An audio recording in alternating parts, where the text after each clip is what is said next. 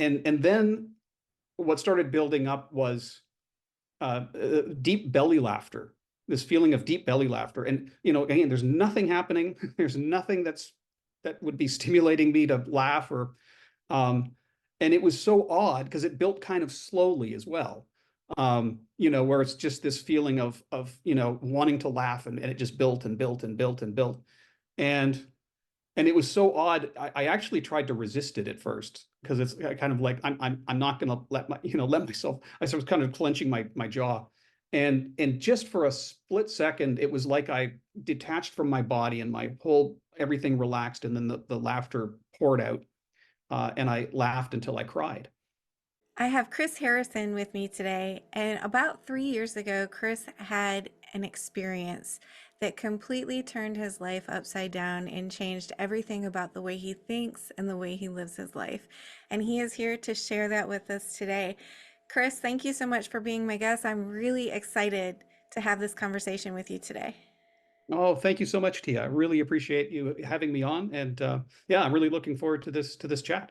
It's terrific. Thank you. It was about 3 years ago that I had a spontaneous kundalini activation, or maybe better, an unexpected kundalini activation. And for anyone watching who doesn't know what that is, it's funny, when I tell just sort of neighbors or somebody about it, I'll mention kundalini. I get a blank look on people because they've never heard of it. It's not really, in Western culture, it's not as talked about. But your kundalini energy it's in everyone. It's an energy that sits dormant at the base of your spine, and when it when it activates, it sets in motion. Um, I guess the best way to describe it is an energetic, clearing and activation of your energy body, um, and that that leads to massive changes in the understanding of what for me, what I am, what this existence is. We live in we're aware of the four dimensions that we live in, but we exist in all dimensions. Our soul exists in all dimensions, and so when the energy body activates like this, it opens up sensations and awarenesses that you didn't have before. It's kind of like, uh, I thought of it as having my Wi-Fi got super boosted, my internal Wi-Fi. Um, and like I said, it happened very unexpectedly. I was I wasn't even formally meditating. I didn't start formally meditating until after this happened. But I would spend a lot of time in contemplation, quiet contemplation, and in a state in a state of contemplation, I was thinking about. I'd heard about the concept that we we incarnate by choice, that we choose the lives that we are going to live, and and that we incarnate with a purpose of some kind, generally speaking. And so I wanted to know. I was thinking, well, if I'm incarnated here for a purpose, I would like to know what it is. I would like to fulfill it.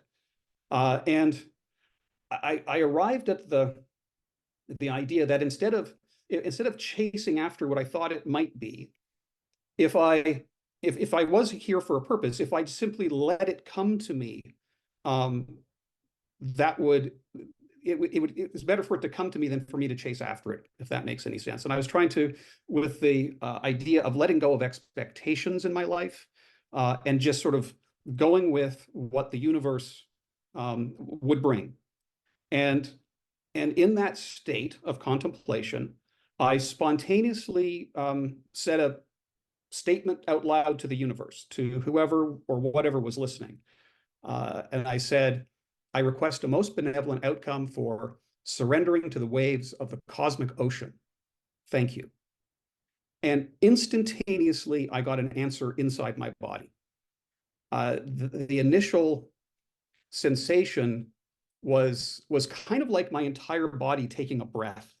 Um, if you know the sensation of when your sinuses are clogged and they suddenly open up, it was kind of like that, but throughout my body, and that was just very brief. And then there was a rising that began in my lower torso, and if you can imagine a glass of water filling itself up, that's what it was like, but inside my body. I could feel the level of it slowly rising. I could feel like it went through my body, so I could feel sort of the line of it around my whole body, and again, sort of inside my body. And it was rising, quite slowly, like it sort of went, kind of about, that sort of pace. Um, and somehow I I knew that it was my kundalini activating rising. Uh, I don't really know how I knew that. I mean, I had read a little bit about kundalini and chakras. I had some passing interest in that kind of stuff, but I'd never done anything to try to activate it. I'd never done any process to, make it happen or anything like that. Um, but like I said, I intuitively kind of knew what was going on, and so I wasn't frightened. Like it wasn't a scary thought. It wasn't frightening what was happening. Um, and I just allowed it to occur. So I just, I was sitting, my eyes were open, and I just sat completely still and tried to be as relaxed as I could. And as it rose, it was almost like it was dislodging emotion at a cellular level, or and so it, but there was no emotional release until it started clearing my throat. After it passed my heart and started clearing my throat, that's when the emotional release came. And at first it's tears of joy, just tears of the profoundness and the beauty of it, the overall feeling of it. Um, and and that lasted for a little while, and then it transitioned into giggling, and I went into a complete giggle fest, just sitting and enjoying what had occurred. And and and after that died down, I don't even know how many minutes this took. um, I thought it had sort of settled. I thought, okay, I guess it's done now. But I was still sort of sitting still and quietly. And then what started building up was deep belly laughter, this feeling of deep belly laughter. And, again, there's nothing happening. There's nothing that would be stimulating me to laugh, or, and it was so odd because it built kind of slowly as well. Where it's just this feeling of wanting to laugh, and it just built and built and built and built. And and it was so odd. I actually tried to resist it at first, because it's kind of like I'm not going to let myself. I was kind of clenching my jaw, and just for a split second, it was like I detached from my body, and my whole everything relaxed, and then the laughter poured out, and I laughed until I cried. And it was the experience was magical, to say the least. And but I also, when that happens, it's interesting because um, when I say it, it was profound on multiple levels, right? Because I got an immediate answer to a request to the universe. It's kind of like, okay, if I have guides, in theory, I'll say something, and if you're there, let me know you're there. Well, this was an absolute. They heard the request, right? It was kind of like, oh wow, my guides are there, and they are listening. There is that communication. Um, it was profound just in the sense of, I'd read a little bit about, kundalini or chakras and things like that, but I'd never experienced them. And with this, my third eye woke up, my crown chakra woke up. So I've got this beautiful, tingling sensations going on in my head. You know, and so it's kind of profound. It's like, oh wow, that stuff's all real, right? That's not just a bunch of, you know, hocus pocus, you know, whatever. It's like these energetic aspects, you know, are genuine, you know, they're real. Um, and and the other thing that was, you know, profound was I had been I had been reading, call it New Age, you know, sort of stuff from the New Age community. So I had read about this idea that, you know, the Earth is shifting, humanity is shifting to a higher vibration, that we're shifting to a different frequency, and that everyone's rising in vibration, and you know, there's this worldwide thing going on, and you know, I'd read it and I thought, well, it's very nice. You know, it's a very nice idea. And, you know, I kind of think, yeah, maybe I'm feeling more spiritual, you know, as time goes on. I don't know.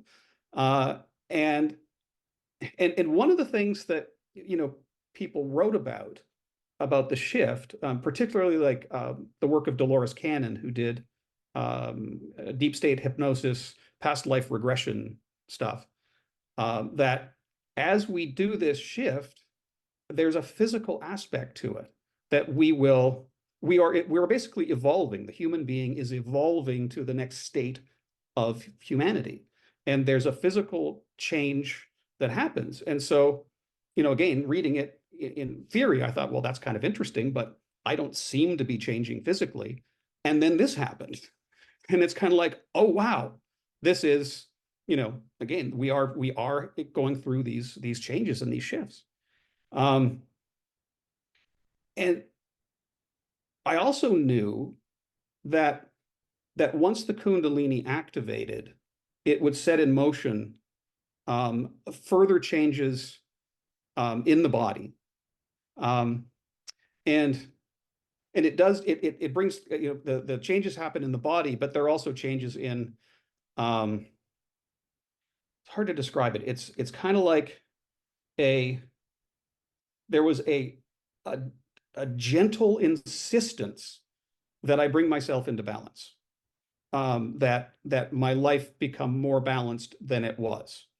Um, and so, you know, I started, again, these are all gradual changes. I didn't, you know, nothing super overnight, but gradually my diet changed, um, to be healthier. I started exercising regularly. I started spending more time outdoors, you know, all of these sort of little things, that I couldn't, I had to change. I had to make those changes. It was an inner compulsion. Um, the when the other thing that happened when the, you know, sort of instantly with the Kundalini, was that it's like my inner Wi-Fi got boosted, got super boosted. My intuition was noticeably stronger, which is hard to explain or describe to someone specifically, because it's kind of like the feelings and things that, you know, you can trust more in. Um, and, you know, and so that is sort of, it kind of goes along with the sort of gentle insistence I'm describing, as of, you know, it's like my higher self stepped in more into, you know, my body. Um, I sometimes describe it as, you know, when the feeling of the stuff flowing in, that it's like more of my soul came into my body. And I don't know if that's, you know, actual or not. It's just the way it feels to me, that, um, and I'm also quite certain that as the physical form changes um, with these things, it it activates dormant DNA, and it allows the body to hold more light, essentially, to hold more energy, um, more of the subtle energies that, are we're being bombarded with all the time. Um, about 2 or 3 weeks after it activated, um, I had the first of what I will call, I would call them activations. And these were very unexpected, especially the first one. Um, I was just going to sleep. It might have been a full moon. I'm not sure. A lot of these would happen at sundown, and often with a full moon, but not always. So I'm going to sleep, and suddenly it was like, if you imagine a thin electric ticklish needle going directly down the center of my brain, like perfectly centered, going down about inch or two, and crazy ticklish. And that lasted for like a few minutes, maybe even 15 minutes. But shocking, kind of like all of a sudden, like, what is going on? I wasn't frightened by it. It didn't hurt. I was just more curious. And I mean, it literally felt like changes on a cellular level. It felt like my brain was being rewired, that there were certain neurological connections that were being reactivated. And a couple of weeks later, same thing, fallen asleep, and again, the thin electric ticklish needle, but this time it was just above my third eye and going in at an angle. And a couple of weeks later, there was a similar thing around my temples. A couple of weeks after that, there was an episode where I would get pulses going up the sides of the back of my neck and then going into the base of my brain. Some of the sensations that I've experienced since it are very freaky. Um, there was there was one time, and actually might have even been before these needle things, where I experienced, this will sound very strange. Imagine a perfect cylinder going through my body, and a cool breeze blowing on my heart. And at times there were what felt like bubbles that would go up my back. If you imagine like bubbles in a soft drink, in a glass of a soft drink, where they sort of go up, not straight, but kind of bounce around and go to the top. It was like that, going up my back and then landing in my brain, in the base of my brain. All of I became very aware of all the chakras that would wake up at various times.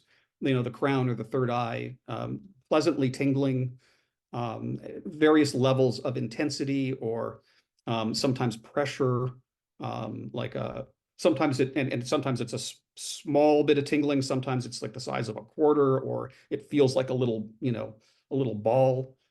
The chakras, the lower ones I experience sort of along my spine. And often they would sometimes they would tingle, but often they would feel like a thumb pressing, almost like a pressure, and sometimes feeling like it's pressing kind of from the outside, and sometimes feeling like it's pressing from the inside. And so, really wonderful and freaky, magical, and that happened, over a period of, I guess it was about a year and a half, where they would be spaced out like that. And then at some point, year and a half after it happened, 2 years, something like that, I hit a period where these sorts of things started happening daily. And when that happened, I really got a clear sense of how it was clearing energetic pathways, within me.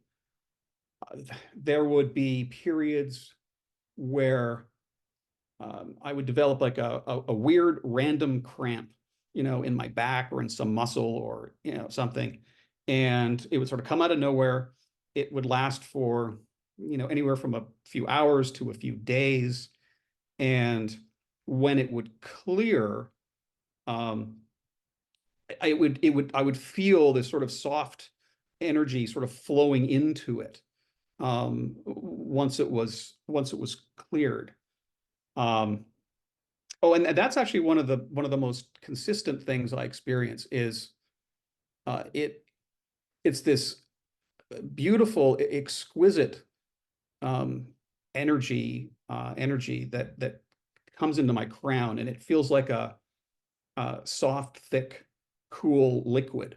And it will feel like with the first few times that it happened, where it was happening like in a really major way, it would feel like it was filling my head and dripping down inside my head and dripping from the base of my brain onto the top of my spine and then dripping down my body. Um, and just magical, exquisite, really. It feels, it feels like literally feeling the life force of the universe, flowing through my being. Um, Another thing that occurred, like again, when all the stuff started, kind of ramping up, um, was that uh, best way I can describe it is my spine and rib cage loosened. Um, there would be episodes where if you imagine a little mini power washer, or if you have dental work and they use the little water sprayer, um, that sort of sensation, but on a vertebra on my spine.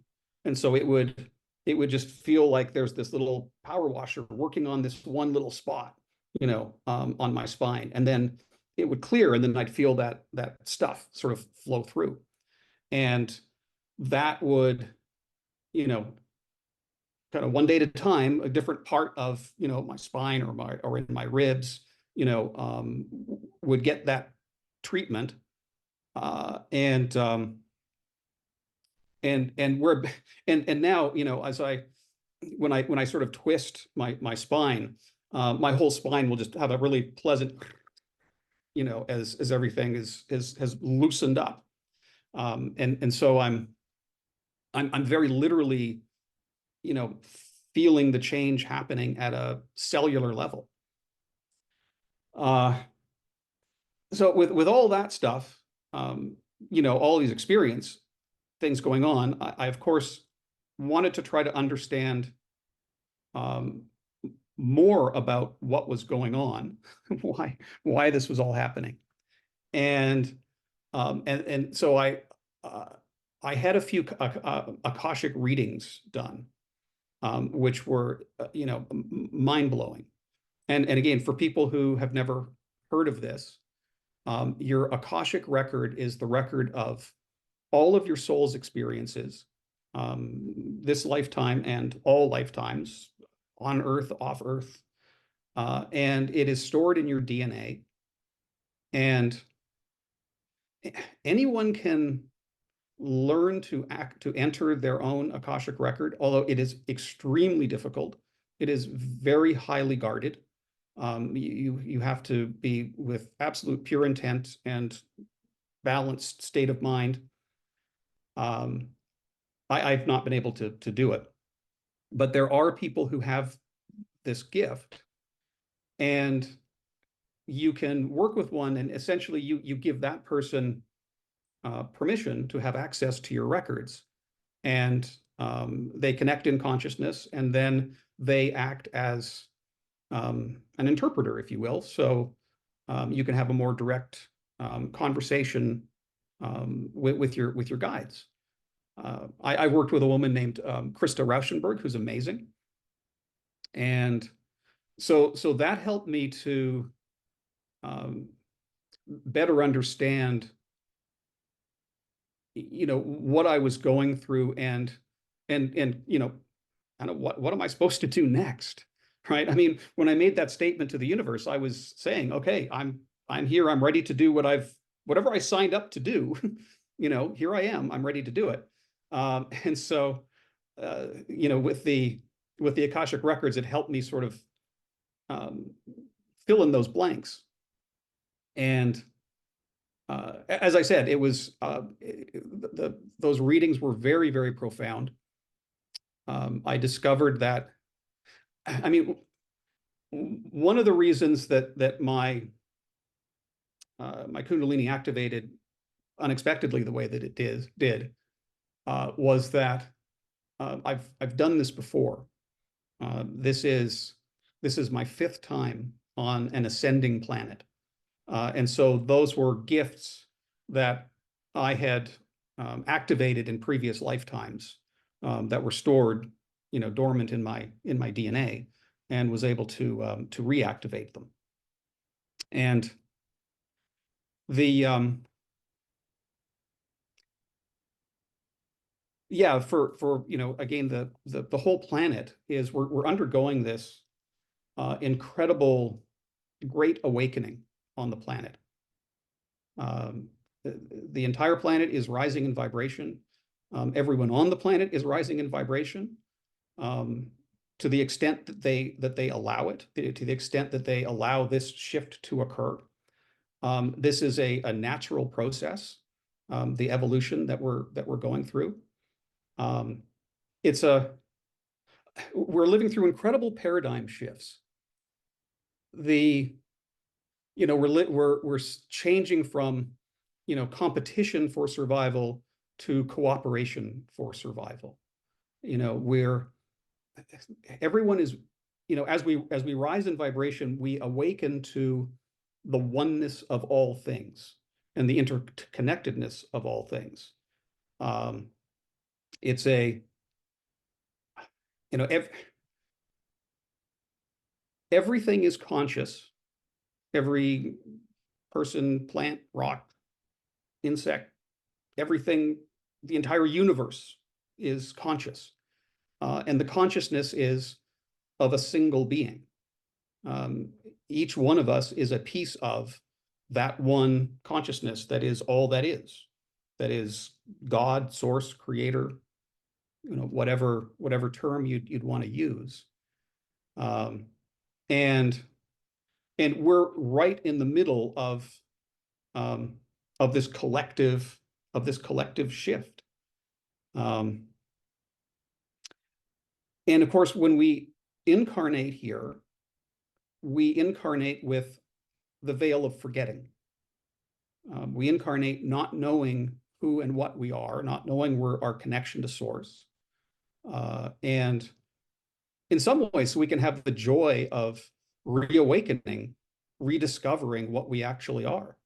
But the main reason, or at least in my understanding, the main reason that we incarnate in these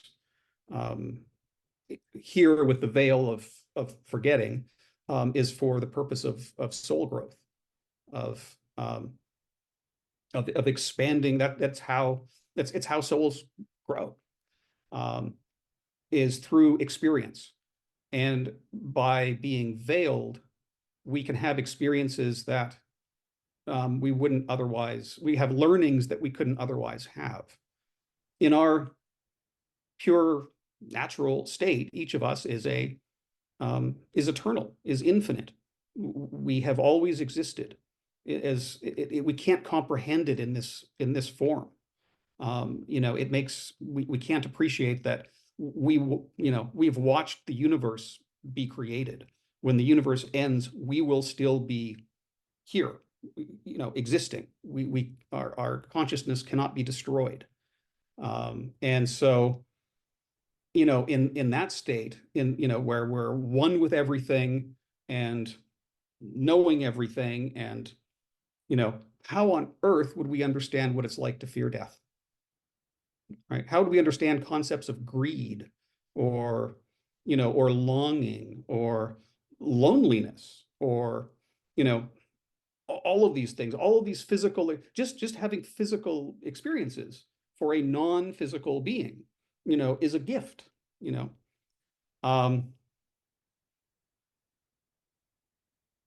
I started to,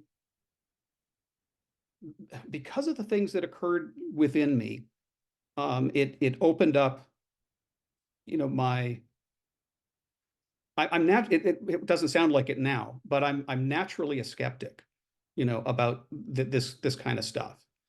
And so, I had been introduced or had found, sort of channelers and things like that, before the Kundalini. But I wasn't so sure of them. I wasn't, but after this occurred, it sort of opened me up to that, oh, that's actually legitimate communication. And of course, I mean, all of those things, need to be, you know, taken with discernment. Um, you know, different people channel to different degrees, and the information that's brought through is, there's a range of it. And so, and even the stuff I'm saying, whoever's listening, you use discernment. Don't blindly, believe everything I say. This is just my understandings based on what I've experienced now. Um, but in discovering, um, some of those, so certain channelers, there are certain channelers who have been channeling for 35 years and have been channeled extensively about the shift that we are going through, and what that involves and how long it will take and sort of what to expect.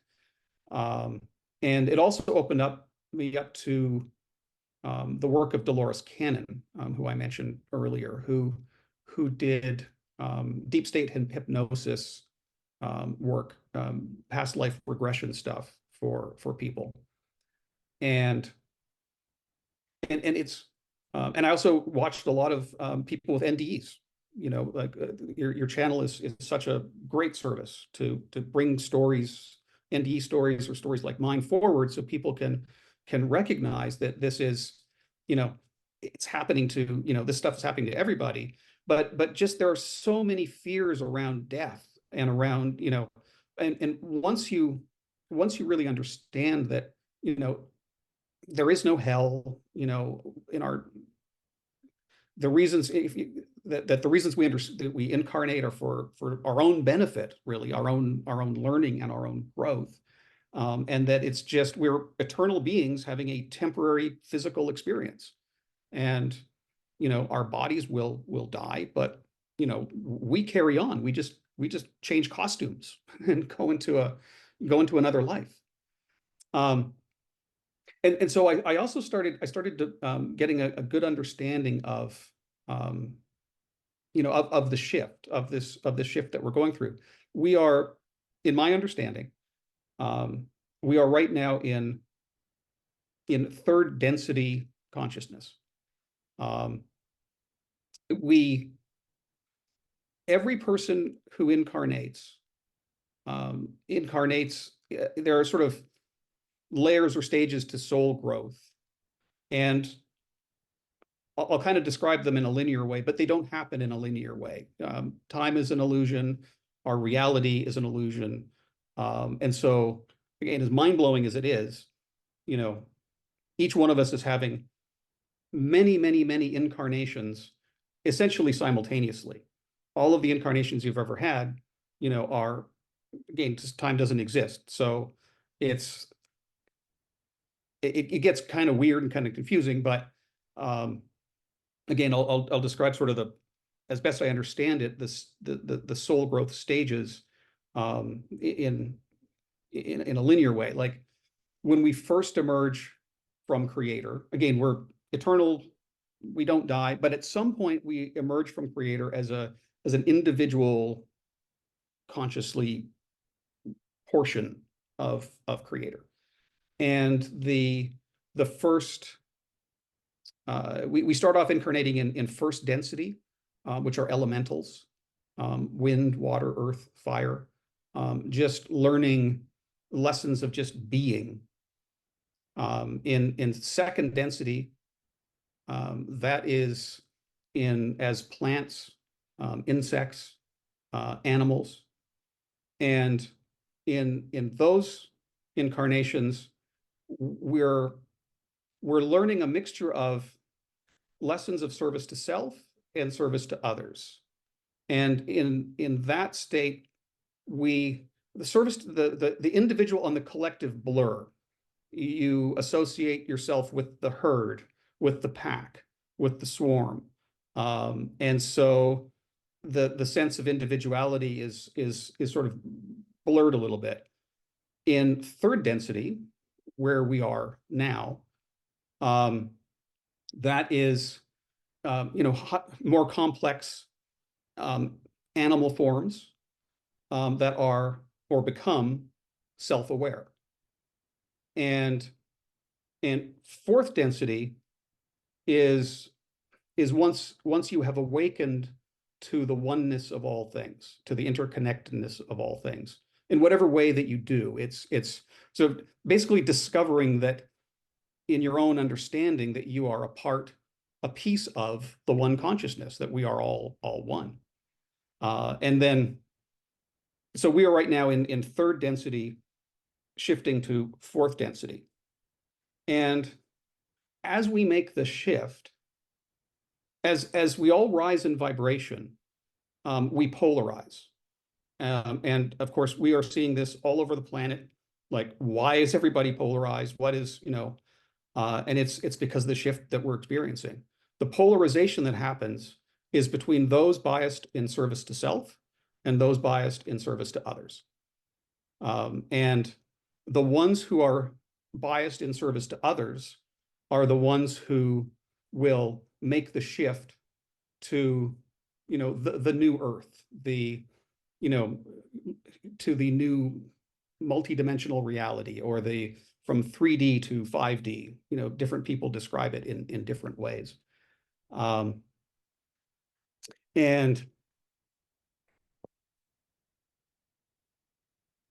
for those who are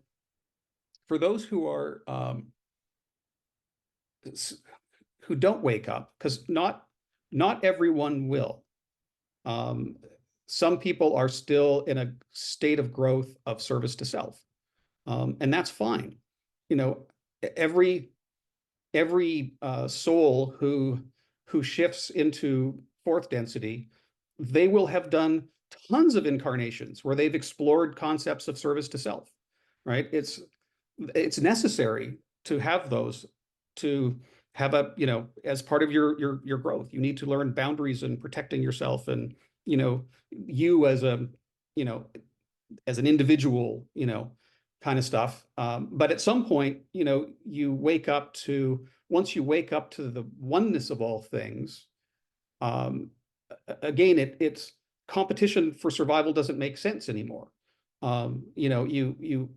It becomes really, really, really hard to harm another person once you deeply understand the oneness of all things, much less go to war with them, much less kill them. And so in order for the people who will shift, are those who are, and all you have to be is 51% biased in service to others, just tilted in that direction.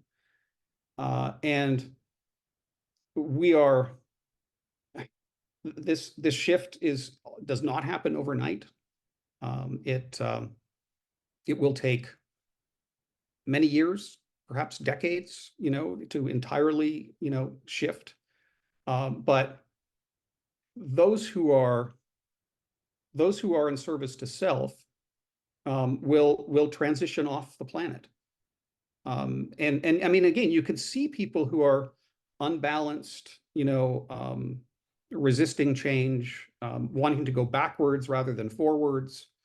And again, there's nothing, every one of us is equally a piece of God, piece of source creator.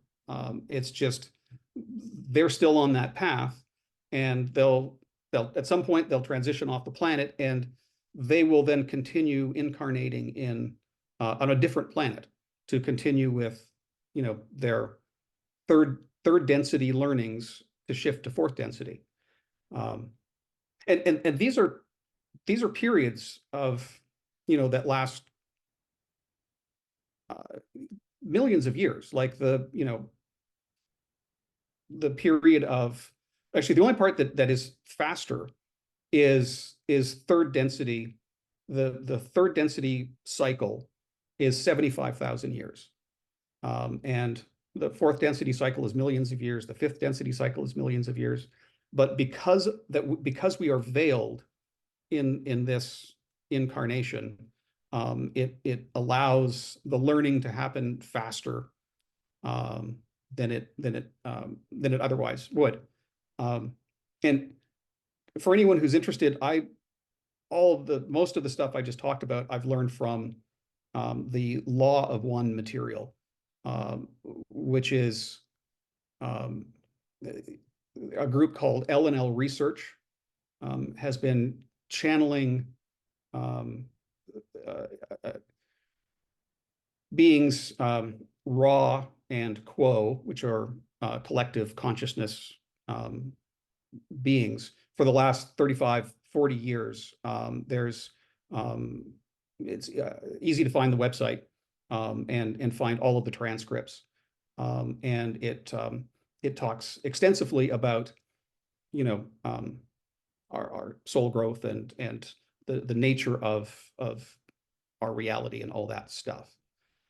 Well, I've been rambling for a while, so I It's may been have good just found stuff. myself a stopping point. Yeah, I love every word. It's been very interesting.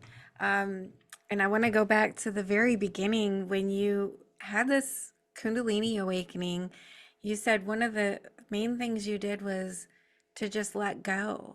Is that Yes, right? yes. And so this is something that anyone can do if they can just let go. Oh, absolutely, absolutely. Anybody, um, it is possible for anyone. There's no simple answer to, if someone said, well, how do I get my Kundalini to activate? I don't have a simple answer for that, except to say that um, stillness, silence, and pure intent. Um, and because I do think you have to actually give permission for it to occur, even though it is a totally natural process. I do think that at some point you have to say, yes, I give permission for this to happen. Um, and I had already been doing a fair bit of inner work um, before that occurred.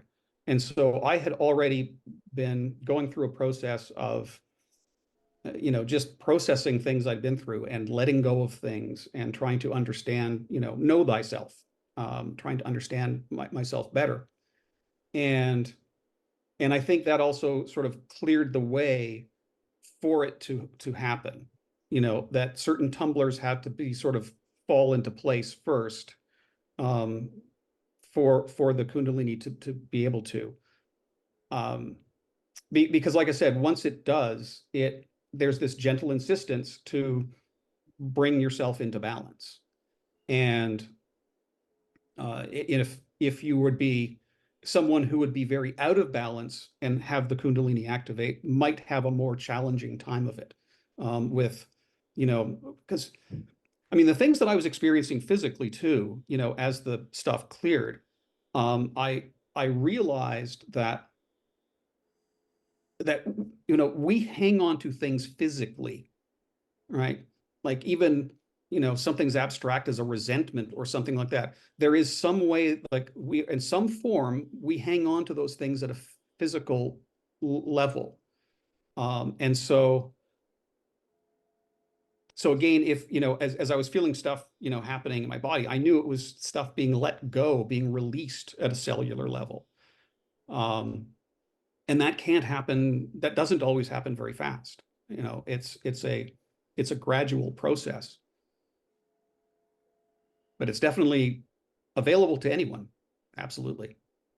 And it happens just randomly too. And I want people to know out there who've had some symptoms similar or even completely different that they could be going through a Kundalini awakening as well, and not to think that they're crazy.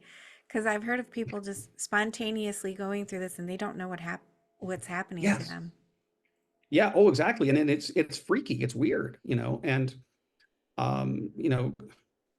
good luck talking to a, Western doctor about it. Like you won't. I mentioned it to my doctor. And one of the reasons I did, I kind of half curious because like I said, because my spine and rib cage, kind of loosened, or I felt stuff kind of, I thought, I wonder if an X-ray would show a difference, from what it was before to now. And I was having a regular checkup, and I mentioned it to my doctor, and yeah, he just kind of looked at me with a blank look on his face, what to say, and he wasn't gonna see me for an X-ray. So it's but it's like I said, it's a natural process, and and and and everyone is experiencing this. Everyone is experiencing a rising in vibration and a change within their physical form, whether they recognize it at this point or not. It is happening, and it helps to be aware of it, and it helps to um, uh, allow it, and it's happening because it's physics. This is part of a massive, long cycle, that where the energies that bathe the earth, sort of go up and down over periods of tens of thousands of years. There's a it's The timing of this is tied to the wobble of the Earth's, a few things. The wobble of the Earth's axis, which is a 26,000 year period. If you, I forget what's called, if you Google the precession of the equinoxes, you might find, but it's a cycle. It has to do with that. It has to do with the position of the Earth in our solar system, and our solar system within to the center of the galactic core. Right now we're going through the photon belt, I'm pretty sure. So again, like this, there's just an influx of these tsunami of subtle energies, that are pouring over us. And you can, as you give permission, or allowance to use them, it's almost like receptors open up. It's almost like, and you can kind of feel it too. It's like that, and then once the receptors open up, it's sort of it snowballs a little bit, uh, and there's also, so us sort of relative to the center of the galaxy, and there's also the galactic current sheet, that is, because of the spiral arms of the galaxy. The spiral arms of the galaxy create this ripple, giant ripple, like a ripple in a pond, on a massive scale, that goes out. And so anyway, this is a cycle. This is a natural cycle that goes on, as that lifts up the earth in vibration, and all of humanity on it as well. And this has happened. This is not the first time it has happened on the earth. I think we are the fifth great civilization to be on the earth. And in the previous ones, when this time of the cycle happened, they did not rise in their technology, and their spirituality did not rise in balance. And so they were too collectively tilted to service to self, and they destroyed themselves. And this time we will not. Where in the previous times they destroyed themselves, or Gaia herself wiped them off the planet virtually, to start the slate fresh again. That will not occur with us, my understanding. That the in this battle of light and dark, the light has won. The light, there is not enough darkness to quash the light that's on the planet, and the light is only growing and growing and growing.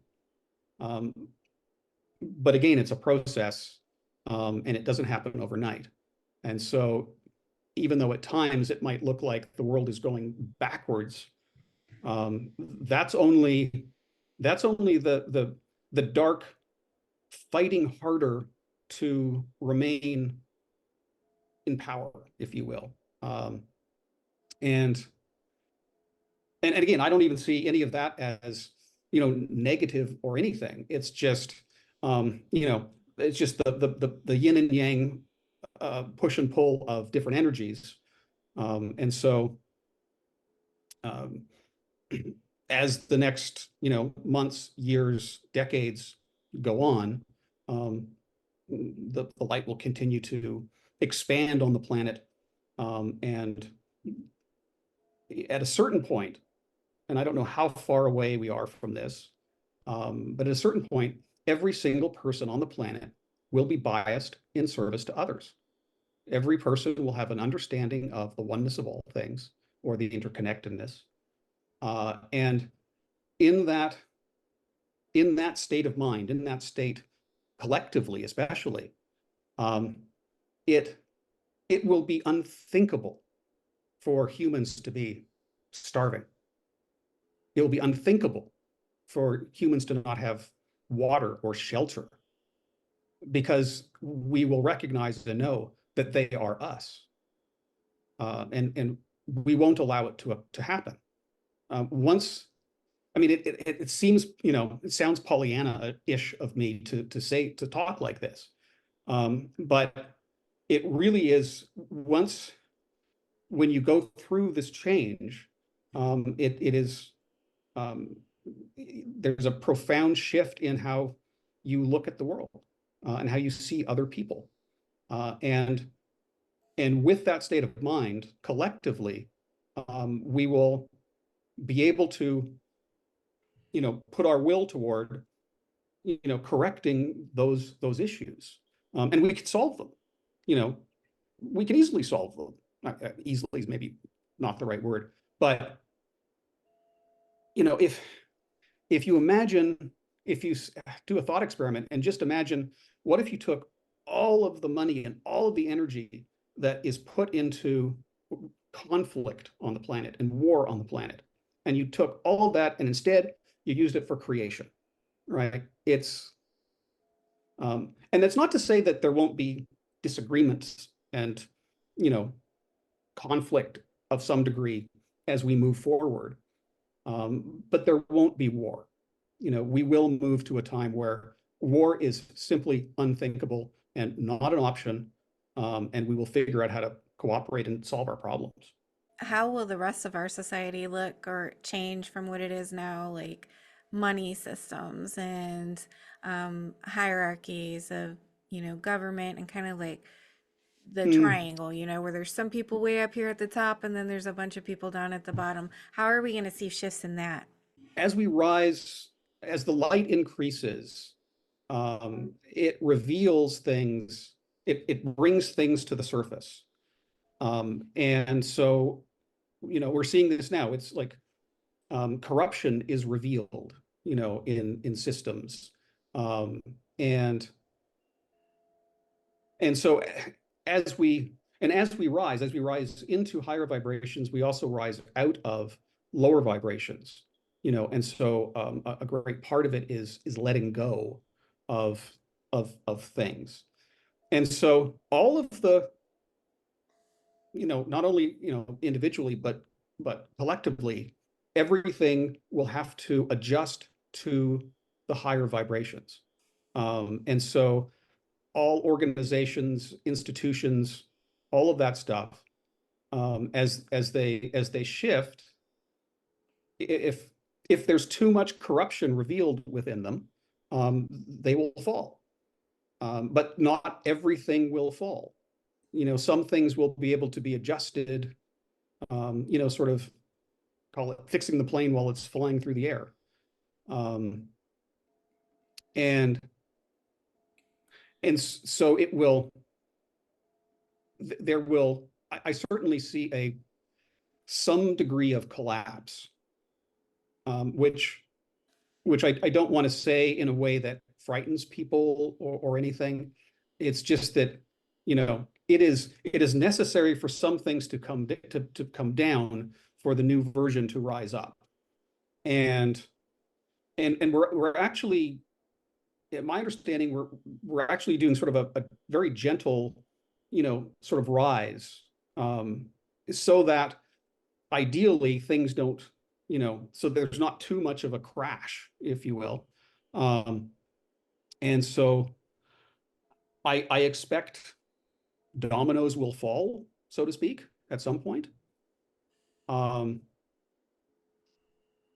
I don't know how that, like, I don't know how, money resolves itself, only that in the future, I'm absolutely certain we will discover new economic systems, financial systems, that are equitable, that are actually equitable, that provide for people. And so that, you don't have people hungry, without water, without shelter, all of that stuff. But